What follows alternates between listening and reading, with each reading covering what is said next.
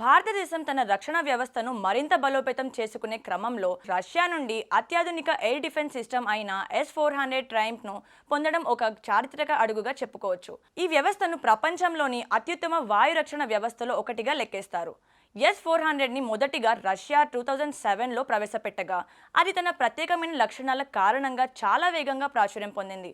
భారతదేశంలో 2018లో రష్యాలో సుమారు $5.4 బిలియన్ ఒప్పందం కుదుర్చుకుని ఈ వ్యవస్థను కొనుగోలు చేసింది. ఈ వ్యవస్థ ఇప్పటికే సరిహద్దుల వద్ద విస్తరించి భారత్ పాకిస్తాన్ మధ్య జరుగుతున్న యుద్ధంలో కీలక పాత్ర పోషిస్తోంది. దీని గరిష్ట పరిధి వల్ల ప్రసిద్ధి చెందింది. ఇది సుమారు 400 కిలోమీటర్ల దూరంలో ఉన్న టార్గెట్లను గుర్తించి వాటిని తక్కువ సమయంలో తాకగలదు. ఫైటర్ జెట్లు, క్రూయిజ్ మిసైల్స్, బలిస్టిక్ మిసైల్స్, డ్రోన్లు ఇలా విభిన్న రకాల టార్గెట్లను ఎదుర్కోవడానికి ఇది సమర్థంగా ఉంటుంది. ఒకేసారి 80 టార్గెట్లను ట్రాక్ చేయగలదు. దీనిలో వివిధ రకాల మిసైల్స్ ఉన్నాయి.